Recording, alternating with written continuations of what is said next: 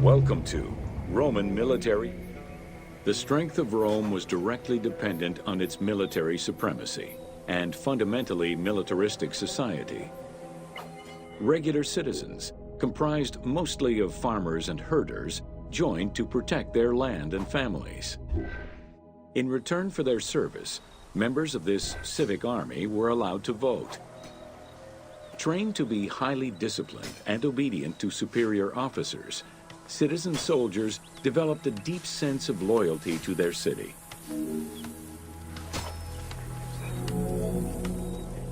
The quality of the armor of a Roman foot soldier was intrinsically linked to his social status and wealth. Chainmail was the most commonly used type of armor.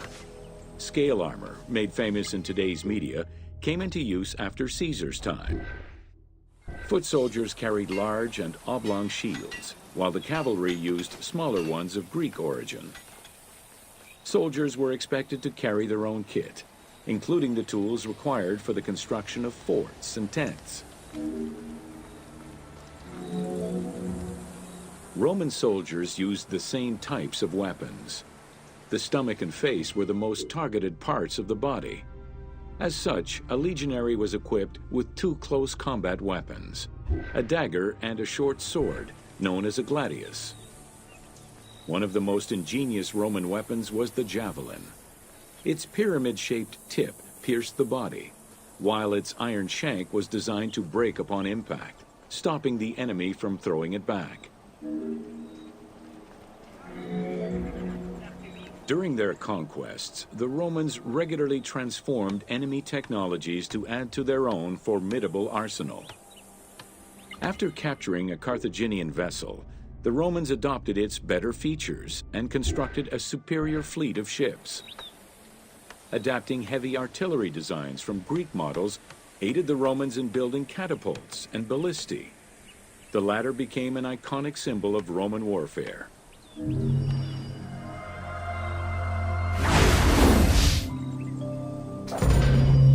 Welcome to Roman forts. The size of a Roman military camp, known as a castrum, varied significantly depending on how many soldiers it needed to accommodate. However, they all shared common characteristics in design and construction, such as this fort before you, located in Cape Chersonesos.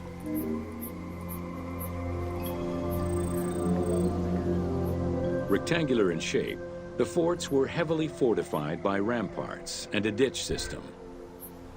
The walls were reinforced with parapets, essentially an extension at the roofline which allowed a protective barrier for patrolling soldiers. Depending on the availability of materials, some forts were built with stone, timbers, stacked turf, and particularly in the eastern part of the empire, baked brick.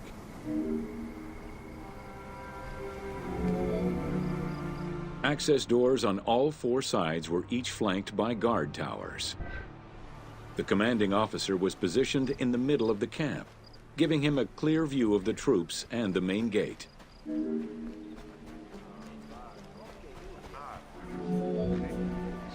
Along with sleeping barracks for the soldiers, the fort also had a granary that was expected to hold rations for a year or longer. To ensure the health of the soldiers, every camp was equipped with medical staff and a hospital. A clean water supply with conduits for a bathhouse and latrines was included in the construction of every fort.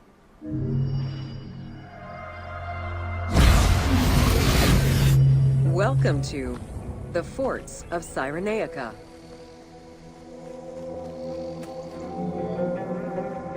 Cyrenaica was a Libyan region under Roman control, gifted to Rome by one of Cleopatra's ancestors.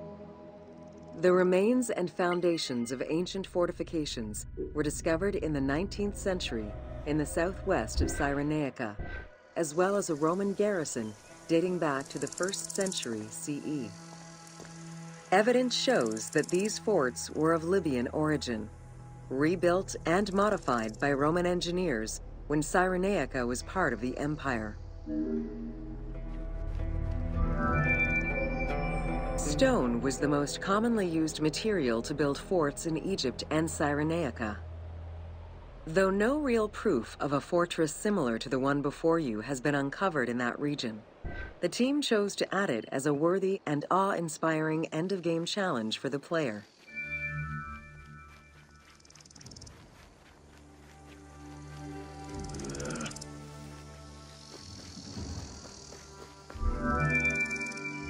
The forts of Cyrenaica were intended to prevent invaders from gaining access to the main route that led to the country's 5 most important cities. These forts were built close to coastal plains and deserts for added defense.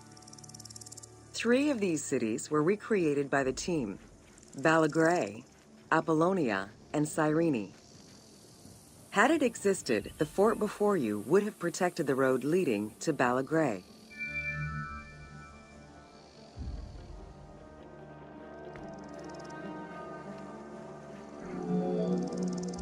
Other than reference to an attack around 404 CE and a military reorganization by Emperor Justinian during the 6th century CE, we still know little of the Roman military presence in Cyrenaica.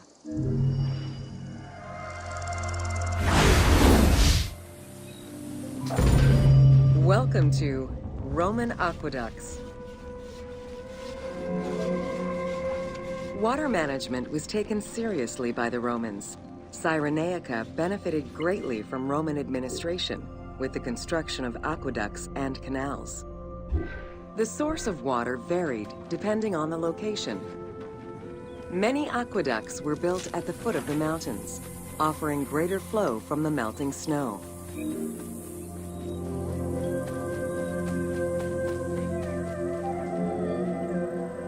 The ability to transport water over a greater distance increased agricultural production. Some aqueducts were reported to be over 7 kilometers in length. Where the Greeks of Libya originally focused mainly on olive trees and figs, which required less water, the advent of Roman aqueducts allowed for a far greater crop diversity. Every farm's water use was carefully scheduled.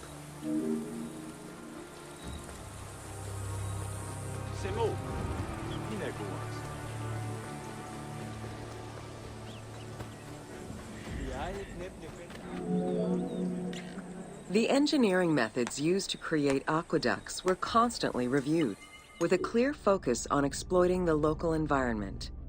Materials, water usage, cleaning regulations, and a deep understanding of how to exploit gravity itself were all important concerns. Several fortresses were built to protect the aqueducts, basins, and cisterns.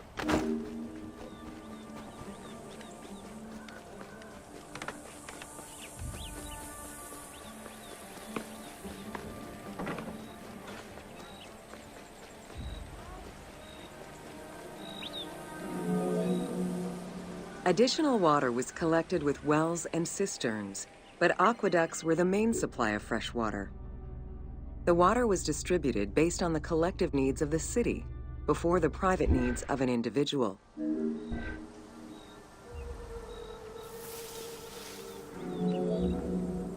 Almost all aqueducts ended in a fountain where the water circulated to clean the streets and supply bathhouses and latrines, thus improving the cleanliness of Cyrenaica's cities.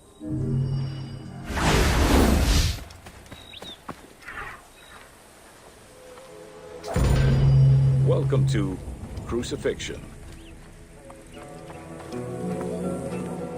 In terms of the severity of Roman justice, crucifixion was at the top of the list of corporal punishment, followed by death by fire and decapitation. The upper class considered crucifixion unworthy of their position. Those lucky enough to have Roman citizenship were also exempt from such treatment.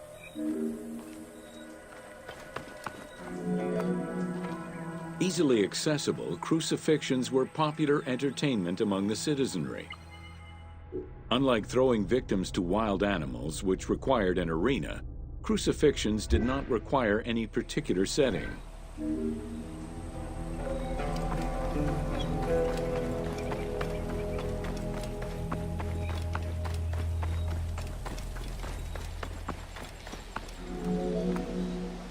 Those subjected to crucifixion were almost always slaves, traitors, and lower-class citizens.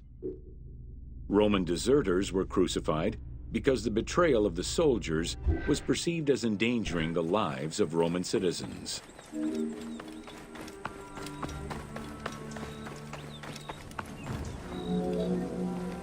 In 71 BCE, a major slave uprising in Italia was repressed by the Roman army. This resulted in the crucifixion of 6,000 men, including their leader, a slave and former gladiator known as Spartacus.